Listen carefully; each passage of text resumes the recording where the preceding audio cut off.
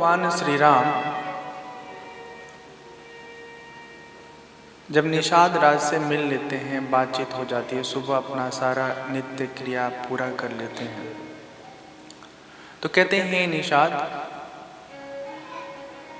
नाव का प्रबंध कीजिए ताकि इस पार से उस पार हम जाएं। केवट को बुलाया जाता है, केवट नाव लेके आ जाता है। भगवान जैसे ही नाव में बैठने जाते हैं तो वो जो है एकदम से घबरा जाता है। कहते हैं भगवान, हे प्रभु अभी मत बैठिए। भगवान कहते हैं क्यों अभी नहीं बैठे? बोले नहीं, हम आपके बारे में सुन रखे हैं, आप किसी चीज को छू देते हो ना तो स्त्री हो जाती है।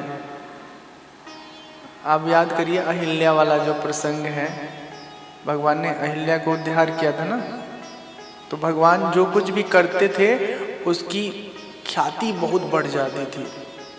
तो केवट को भी ये बात पता है कि एक पत्थर को भगवान ने छुआ और स्त्री में बदल गई।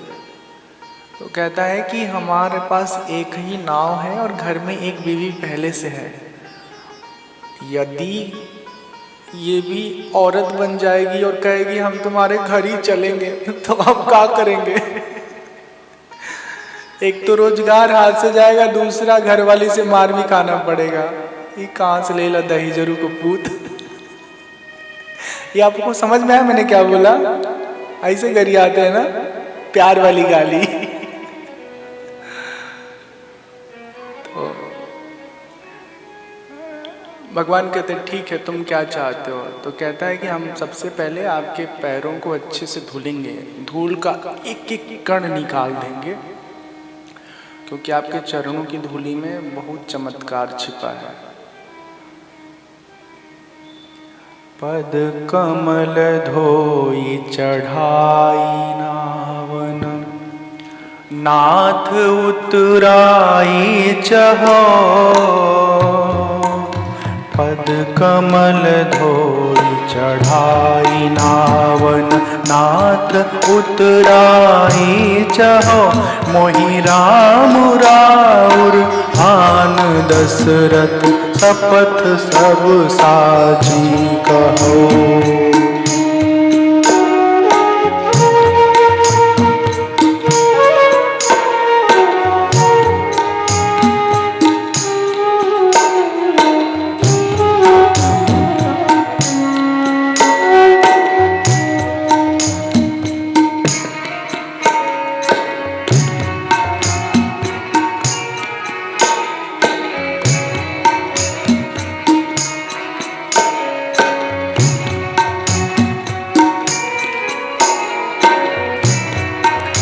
बरु तीर मारहूँ लखनऊ पे, जब लगी न पाया पखारी हूँ।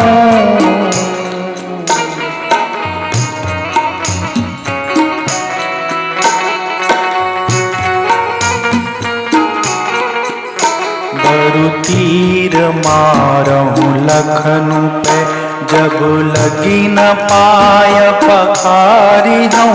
तब लगी न तुलसीदास नाथ, कृपाल पारू उतारी हूँ।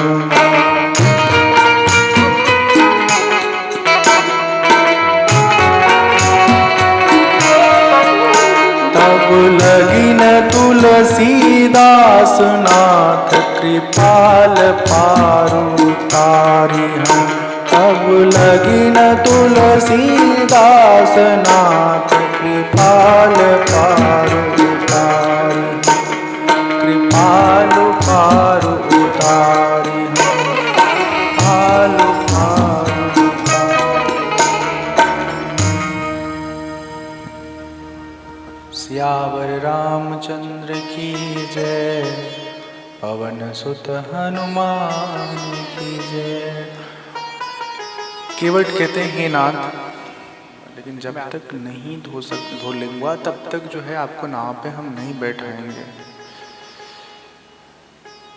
लक्ष्मण जी थोड़े क्रोधित हो जाते हैं, नहीं धुलाएंगे तो क्या कर लोगे? हम नहीं ले जाएंगे, और क्या करोगे, जाओ अकेले जाओ पानी में तैर तैर के। राम जी समझाते लक्ष्मण, अरे भगत है, इसलिए नहीं धो रहा है कि इसकी नाव सच में स्त्री बन जाएगी, ये तो बहाना है इसके लिए। राम जी सब समझते हैं, खूब अच्छे से राम जी के ना चरणों को धुलते हैं और वो जो चरणामृत है उसका सेवन करते हैं, अपने परिवार वालों को देते हैं। बहुत भाग्यशाली है ये केवट। सुन केवट के बैन प्रेम लपेटे अटपटे, बिहसे करुणा ऐन चितई जानकी लखन तना। प्रेम लपेटे अटपटे। अटपटे का मतलब ये है कि जिसको बहुत अच्छे से बोलने का सहूर नहीं है, लेकिन फिर भी उसके भाषा में, उसके बोली में जो उसकी नियति है ना, वो बहुत मीठी है, बहुत अच्छी है। भगवान प्रसन्न होते हैं, केवट भगवान का चरण धुलता है और उसका चरणामृत, भगवान के पैरों का चरणामृत लेकर के वो अपने जीवन को करते हैं। भगवान को अब जो है नौका में बैठा लेते हैं। उधर भगवान राम अपने गांव वालों को तमसा तट पे ही छोड़ देते हैं ना। बहुत दिनों तक लोग ढूंढते हैं, जब नहीं मिलते हैं राम, कोई जानकारी नहीं मिलती है, तो अंत में मजबूर होकर के वो सब के सब लोग अयोध्या की ओर प्रस्थान कर जाते हैं। पता है, अयोध्या में राम जी के वनवास के बाद कोई उत्सव नहीं मनाते हैं, कोई खुशहाली, कोई प्रसन्नता, कुछ नहीं। सब लोग अयोध्या में रहते हुए भी वनवासी जीवन जीने की कोशिश में लगे रहते हैं। इधर नाव में बैठा करके राम जी को, लक्ष्मण जी को, माँ जानकी को केवट अपनी नाव को खेना आरंभ करता है और गंगा मैया से प्रार्थना करता है, हे गंगा मैया, पता है आज हमारी नैया में कौन है? राम लक्ष्मण है। तो जो आपका बहाव है ना, थोड़ा इसको नियंत्रित रखिएगा, नहीं तो कुछ हो गया इनको ना, तो पूरी दुनिया को कोई नहीं संभाल पाएगा। वो बहुत सुंदर तरीके से कहते हैं, आइए सुनते हैं।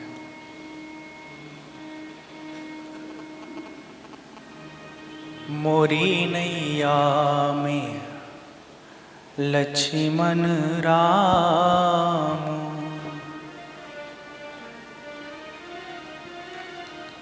गंगा मैया धीरे बहो,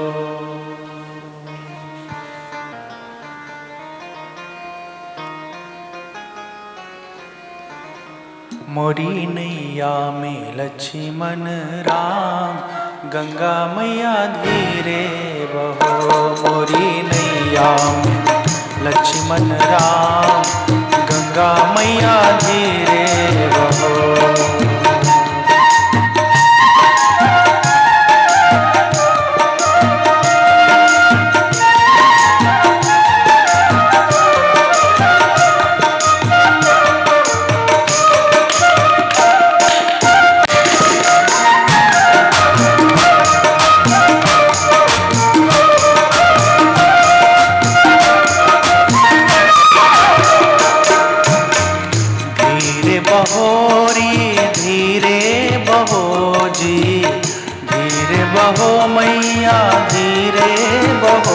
मोरी नैया में लक्ष्मण राम, गंगा मैया धीरे बहो।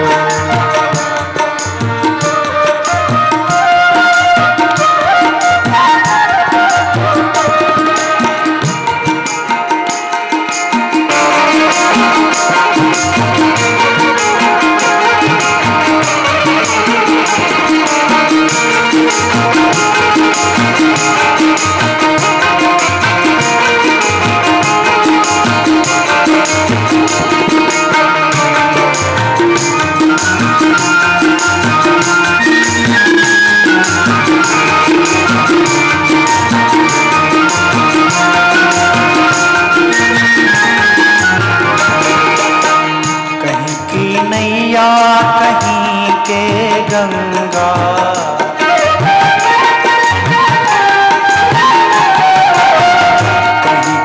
सीटी विसिल आ रहा है भैया, ठीक करिए।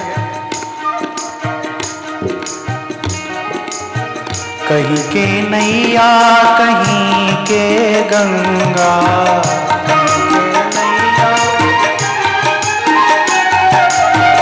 कहीं के नैया कहीं के गंगा,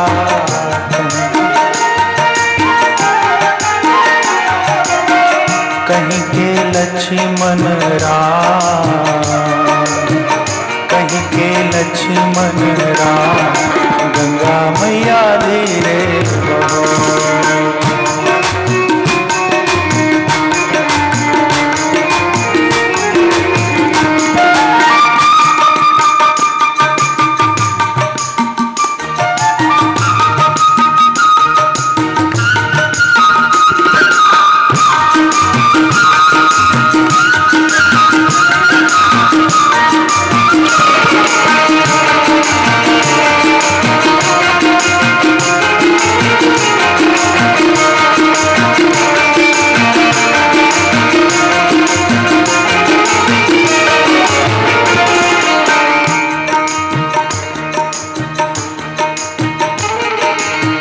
केवट की नैया भगीरथ के गंगा, केवट की नैया भगीरथ की गंगा,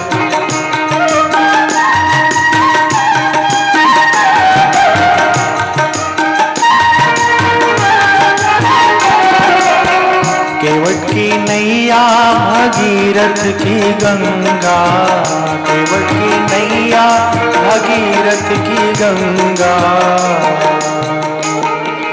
दशरथ के लक्ष्मण राम, गंगा मैया धीरे बहो।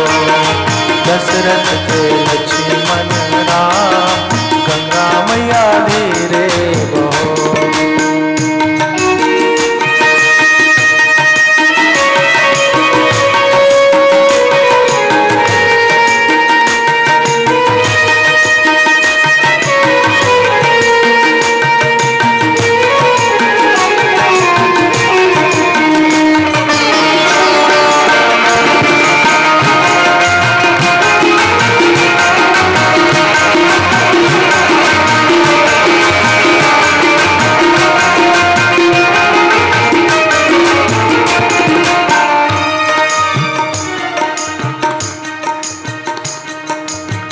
कहाँ चले नैया कहाँ चले गंगा, कहाँ चले नैया कहाँ चले गंगा, कहाँ चले नैया कहाँ चले गंगा,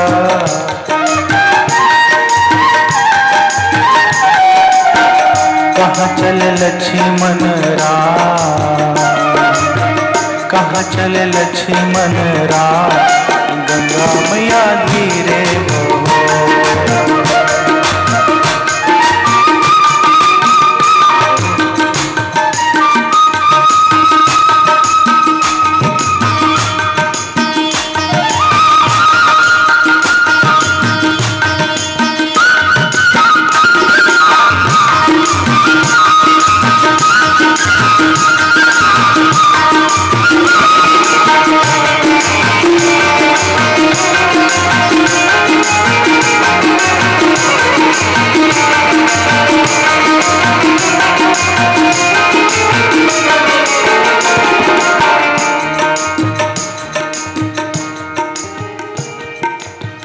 जल चले नैया मझधार चले गंगा, जल चले नैया मझधार चले गंगा,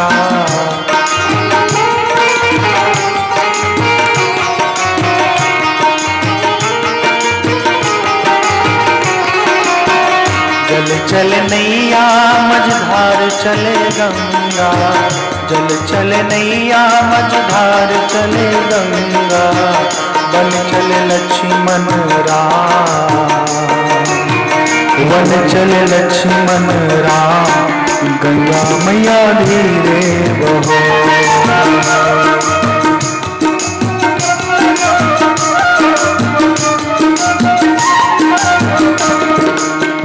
वन चल लक्ष्मण राम, गंगा मैया धीरे बहो।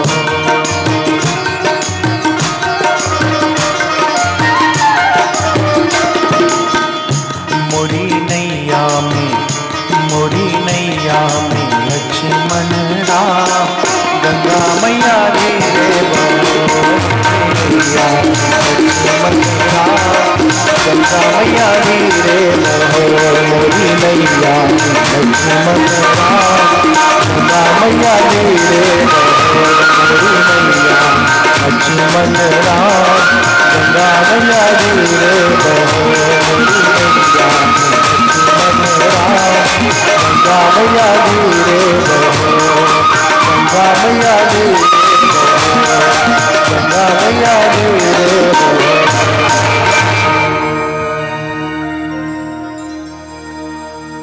मोरी नैया में लक्ष्मण राम, गंगा मैया धीरे बहो।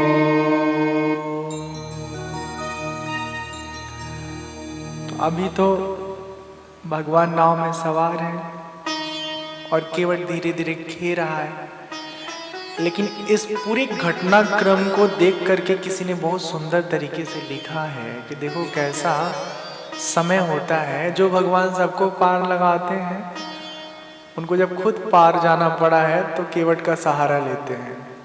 याद है भजन?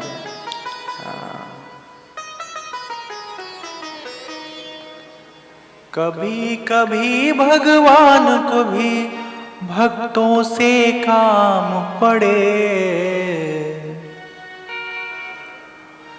जाना था गंगा पार प्रभु केवट की नाव चढ़े। जाना था गंगा पार प्रभु केवट की नाव चढ़े। कभी कभी भगवान को भी, कभी कभी भगवान को भी भक्तों से काम पड़े।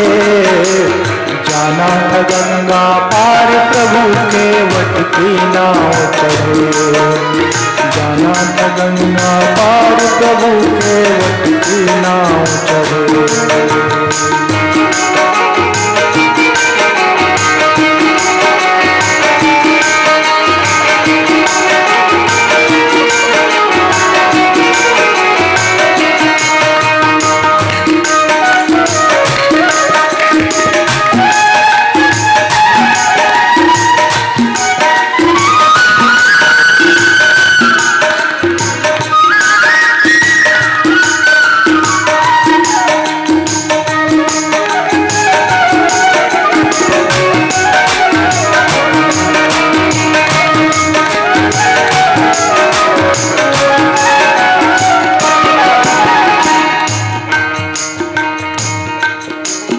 अवध छोड़ प्रभु बन को धाए, सिया राम लखन गंगा तट आए।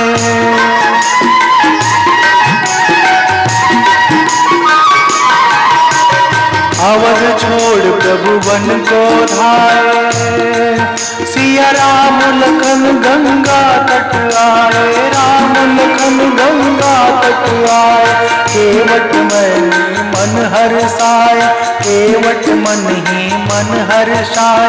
घर बैठे प्रभु दर्शन पाए, घर बैठे प्रभु दर्शन पाए।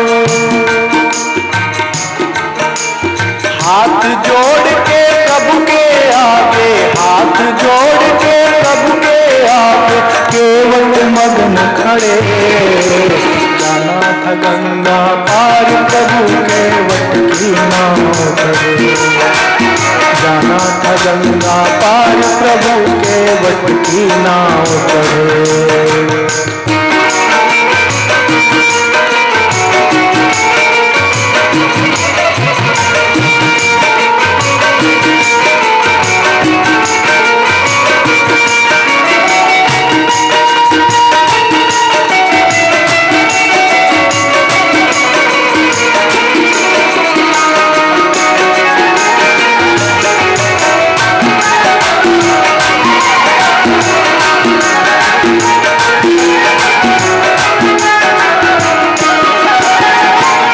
बोले तुम नाव चलाओ, पार हमें केवट पहुँचाओ।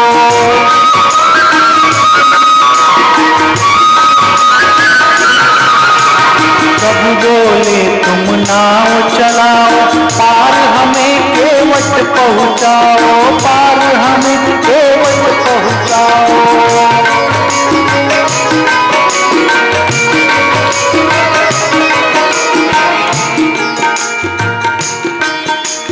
केवट कहता सुनो हमारी, चरण धूल की माया भारी, चरण धूल की माया भारी।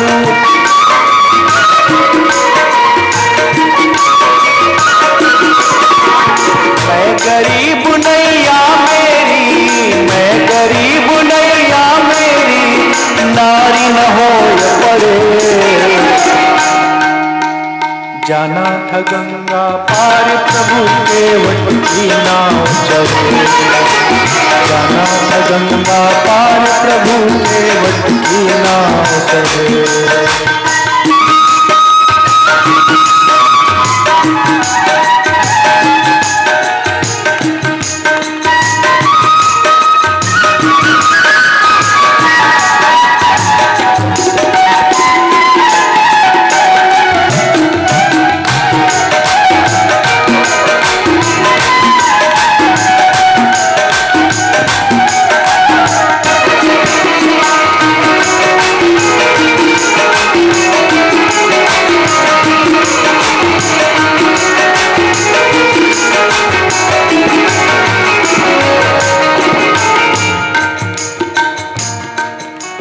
केवट दौड़ के जल भर लाया,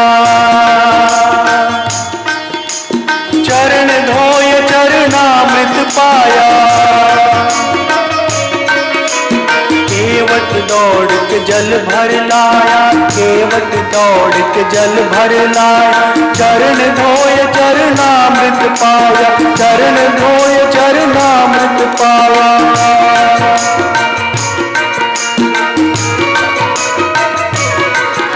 वेद ग्रंथ जिनके यश गाए, केवट उनको नाव चढ़ावे, केवट उनको नाव चढ़ावे।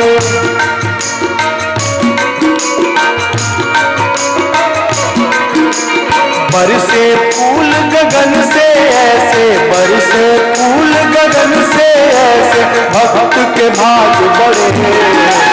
जाना था गंगा पार प्रभु केवट की नाव चढ़े, जाना था गंगा पार प्रभु केवट की नाव चढ़े।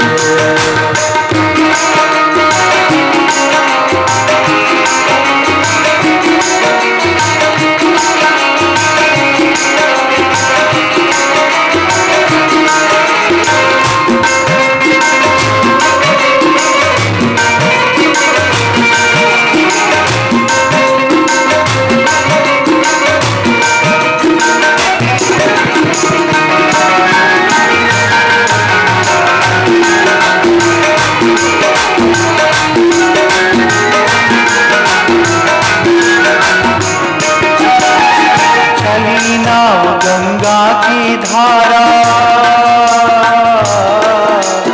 चली नाव गंगा की धारा। सिया राम लखन को पार उतारा,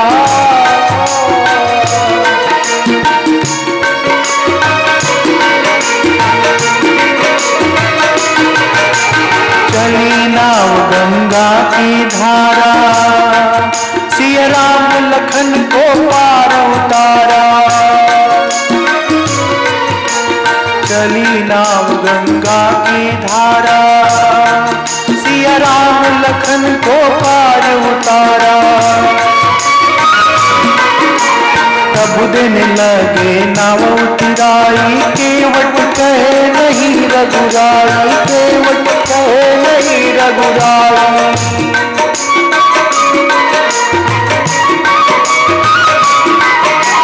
पार किया मैंने तुमको, पार किया मैंने तुमको, तुम मोहे पार करे।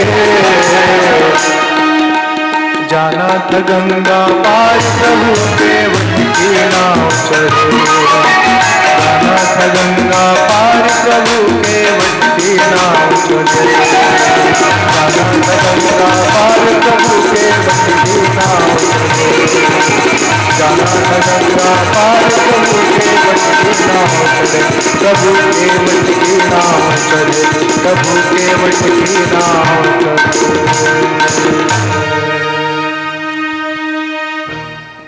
जाना था गंगा पार प्रभु के वट की नाव चढ़े, सियावर रामचंद्र की जय, पवन सुत हनुमान की जय, बोलो भाई सब संतन की जय, उमापति महादेव की जय। जय जय सीताराम, जय जय राधे श्याम।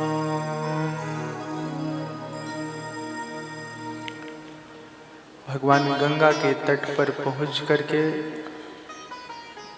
पार्थिव पूजन करते हैं। भगवान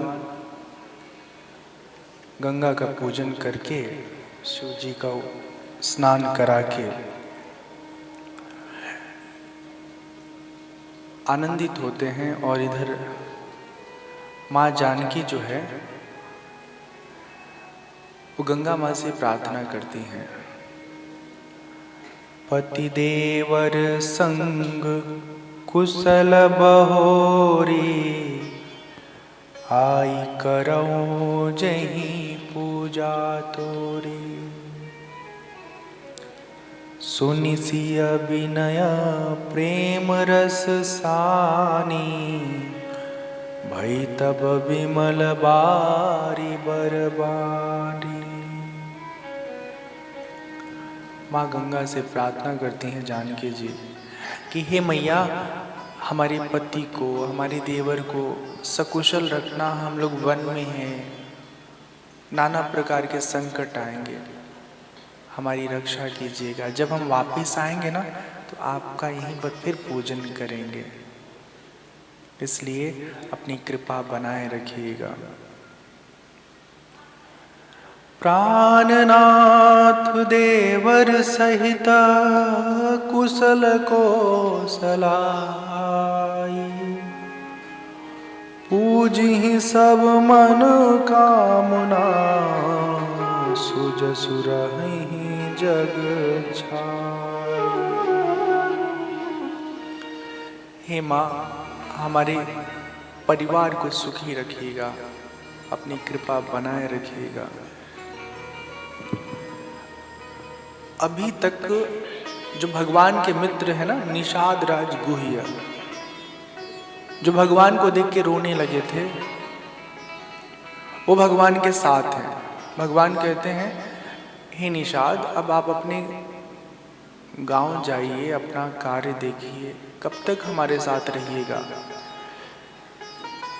निषाद कहते हैं, हे प्रभु, अभी हमारी जाने की इच्छा नहीं है।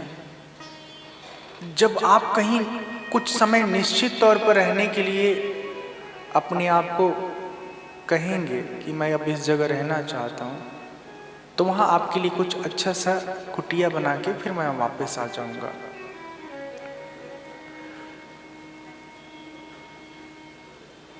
आज की सुबह भगवान तीर्थराज प्रयाग क्षेत्र में पूजा पाठ करके, जो वहाँ के संत महात्मा ऋषि जन हैं, साधु सन्यासी हैं, उनका दर्शन करते हैं।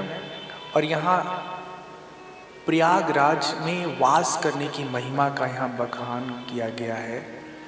कोई अगर वहाँ जा करके अपने जीवन का कुछ समय बिताता है तो उसे क्या मिलता है, ध्यान से सुनिएगा। प्रयागराज आप सब समझ रहे हैं ना, एक एक महीने का कौलवास होता है। ए बात नहीं, गला दबा देंगे आप लोगों का।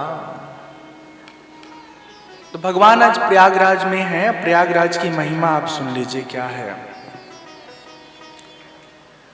चारि पदारथ भरा भंडारू पुण्य प्रदेश देश अति चारु। प्रयाग में केवल रहने मात्र से, अब खाली रहने का मतलब ये नहीं कि वहां जाके उठपटांग काम करो तो फिर कुछ मिलने वाला, कुछ नहीं मिलने वाला है। हाँ, वहां जा करके अगर आप अपने मन को सात्विक बना करके भजन कीर्तन सत्संग वेद उपनिषद का प्रवचन सुनेंगे तो क्या मिलेगा? चारों पदार्थ। चार पदार्थ किसे कहते हैं? धर्म, अर्थ, काम, मोक्ष। अब क्या करें, हम सोचते हैं ज्यादा प्रवचन ना करें, लेकिन जब ये सब इतना इंपॉर्टेंट सब्जेक्ट आ जाता है ना तो फिर अटक जाते हैं। ये चार शब्द है और चारों हमारे जीवन का अभिन्न अंग है। धर्म पता है ना, टीका चंदन अगरबत्ती धूप कपूर ये सब दिखाना धर्म वरम नहीं है, जान लीजिए। धर्म का सबसे सुंदर अर्थ ये है कि वो सारी चीजें जो हमारे जीवन को सुंदर बनाए, हमें सुंदर बनाए, भीतर से हमें अच्छा बनाए, हमें ऐसा बनाए कि हमसे किसी को तकलीफ ना हो, सब कोई सुखी हो जाए हमसे मिलके, हमको देख करके, हमारे साथ रह करके। सार सार में वो सारी चीजें, वो सारे सद्गुण धर्म की श्रेणी में आते हैं। ये तो पूजा वूजा तो धर्म का एक अंग मात्र है, एक छोटा सा हिस्सा है। महाभारत में आता है धारणाति धर्म, धारणाति धर्म। वो तमाम जीवन मूल्य, शास्त्र के वचन जो हमारे जीवन को जीने के लिए सामर्थ्य प्रदान करते हैं। अच्छा, धर्म से बिल्कुल सटा हुआ शब्द है, उसमें खाली अधर्म जोड़ दीजिए तो अधर्म को समझ के ना हम धर्म को बहुत अच्छे से समझ सकते हैं। जो जो काम आपकी बुद्धि को खराब कर दे, जीवन को खराब कर दे, आपके कल को खराब कर दे, अगर वो सारी चीजें आप त्याग दे रहे हैं तो अपने आप धर्म में जीवन जीने लगेंगे। हमारे आंतरिक विकास न होने का सबसे बड़ा कारण ये है कि हम लोग थोड़ा सा धर्म करते हैं और खूब अधिक सा गलत काम करते हैं। 24 घंटा में हम पूजा पाठ कितना देर करते हैं? सुबह 10 मिनट, शाम को 10 मिनट, 20 मिनट, बाकी समय इधर उधर का काम। तो इस तरह हमारी उन्नति नहीं हो पाती है। जिस व्यक्ति के जीवन में धर्म नहीं है वो व्यक्ति सदा दुखी रहेगा, कभी उसके जीवन में सुख का अनुभव उसे नहीं हासिल होगा।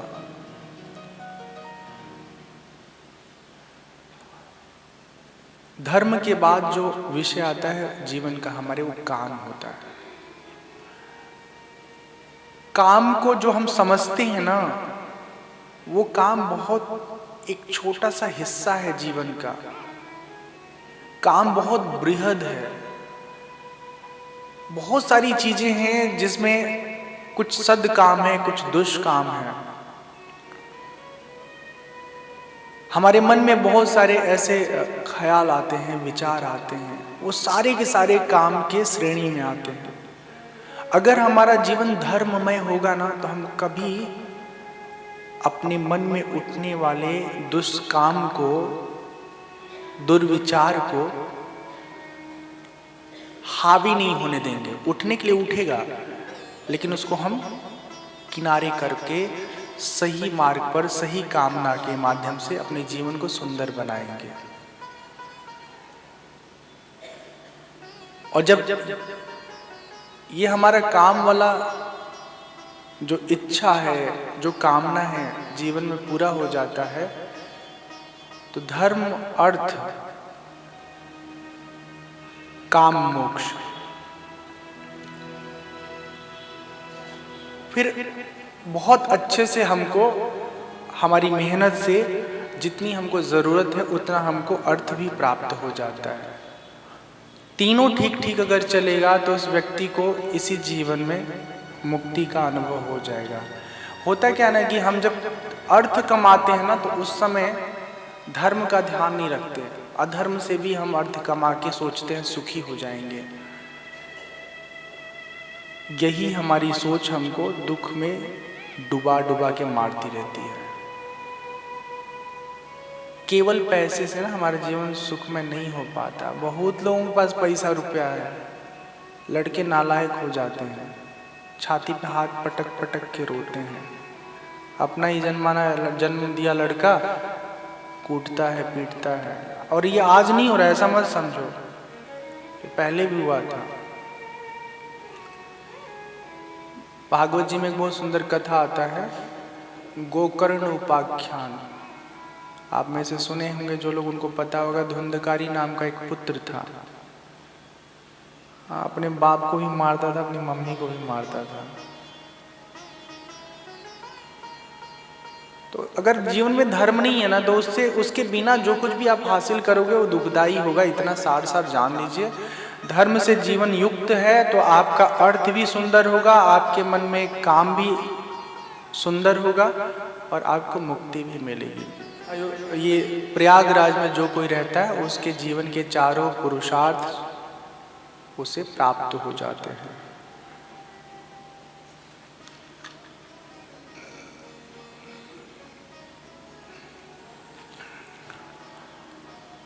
भगवान प्रयागराज में एक भरद्वाज ऋषि हैं, उनके आश्रम जाते हैं, उनको प्रणाम करते हैं। भरद्वाज जी प्रभु श्री राम का आदर सम्मान से पूरा मान करते हैं। अब पहले दिन की कथा आप सुनिए, याद होगा आपको, हमने कहा था कि प्रयागराज में ही माघ महीने के अंदर चारों दिशाओं से संत महात्मा साधु सन्यासी आए हैं, गंगा का सेवन कर रहे हैं, पूजा पाठ तपस्या कर रहे हैं और सत्संग सुन रहे हैं। उसमें भरद्वाज ऋषि पूछते हैं राम कौन है, और याज्ञवल्क्य जी उत्तर देते हैं। अब सोचो, वो भरद्वाज हैं जिनके आश्रम में भगवान राम खुद जाते हैं, भगवान दर्शन देते हैं। ऐसे भक्त को कभी अज्ञान हो ही नहीं सकता। और यही बात याज्ञवल्क्य जी कहते हैं कि भरद्वाज, हम आपकी चतुराई अच्छे से जान रहे हैं, आप जानबूझ करके भगवान की कथा सुनने के लिए ये बोल रहे हैं कि हमको भगवान के बारे में शंका है, दुविधा है कि राजा दशरथ के पुत्र भगवान ब्रह्म हैं या ब्रह्म कोई इनसे अलग है।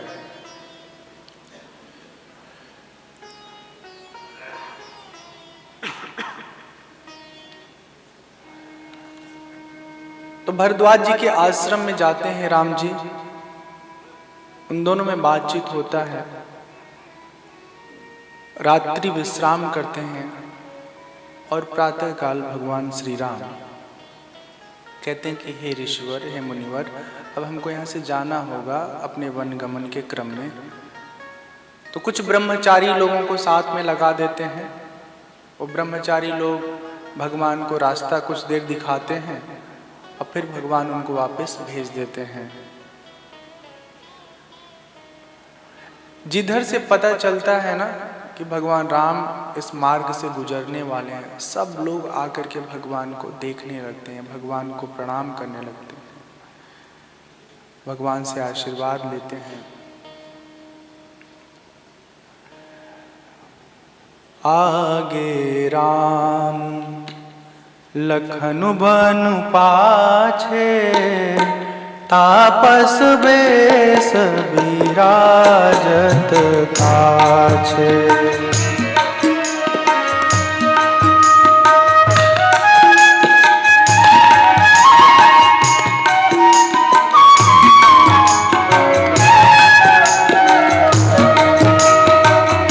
उभय बीच सिया सोहति कैसे, ब्रह्मा जीव बीच माया जैसे।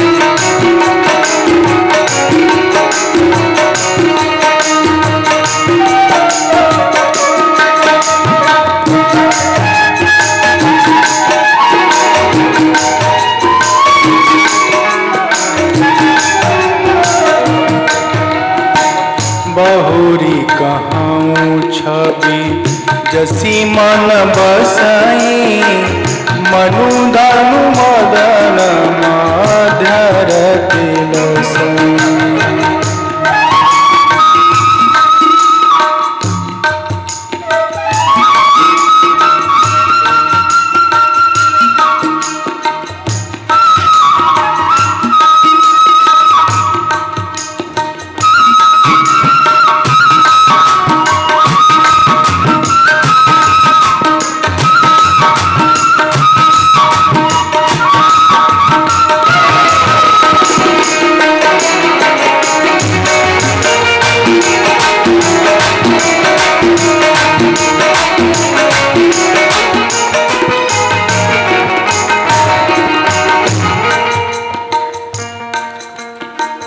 बहुरी कहूँ छवि जसी मन बसाई, जनु मधु मदन माध्यर तिलसाई। उपमा बहुरी कहूँ जिया जोही, जनु बुध विदु विचरो हरि सोई। जय सिया राम जय सिया राम जय सिया राम जय सिया राम जय सिया राम जय सिया राम जय सिया राम जय सिया राम।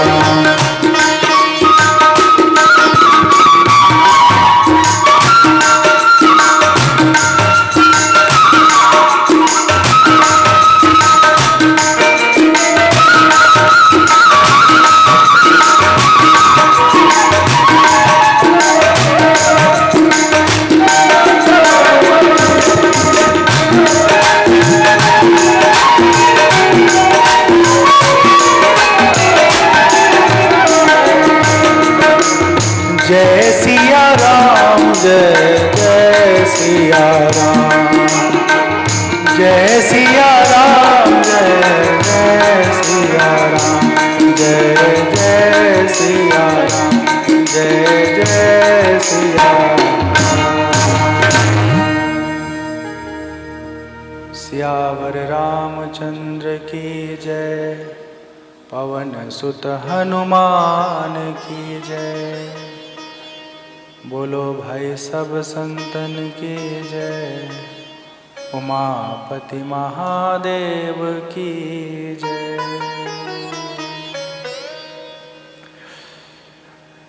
यहाँ पर वर्णन आता है कि जब भगवान माँ जानकी और लक्ष्मण जी चलते हैं तो ऐसा लग रहा है कि आगे ब्रह्म है, पीछे जीव है और बीच में माया है।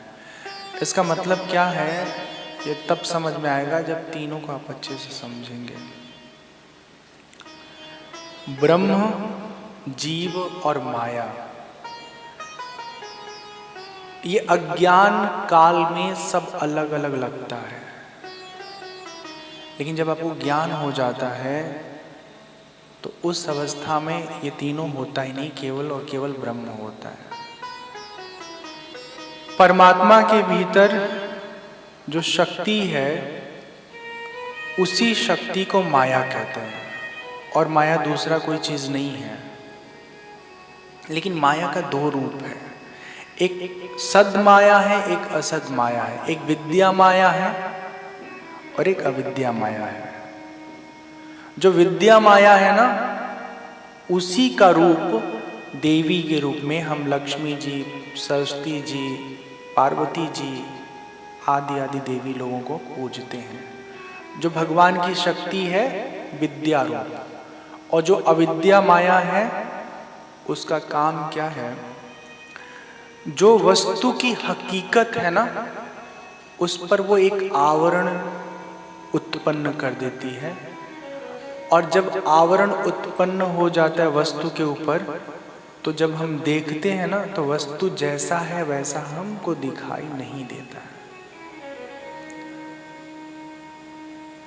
इस संसार में यही हमारे साथ हुआ है कि अविद्या माया ने हमको नहीं ढका है। जो चीज देखना चाह रहे हैं उन सब चीजों को उसने अपने हिसाब से कलर कर दिया है, और फिर हम असली चीज नहीं देख पाते, हम कलर्ड चीजों को देखते रहते हैं।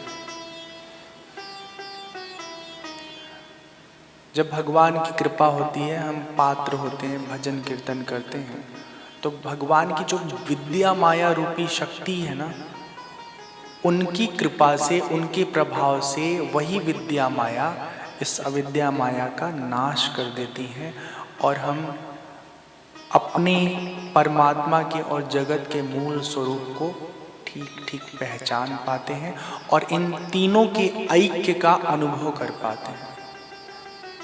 आपने इतना तो सुना होगा ना कि ये जो पूरा जगत है वो परमात्मा का रूप है। वो भजन याद करिए ना, हर देश में तू, हर वेश में तू, पूरा नहीं गाएंगे, तेरे नाम अनेक तू एक ही है,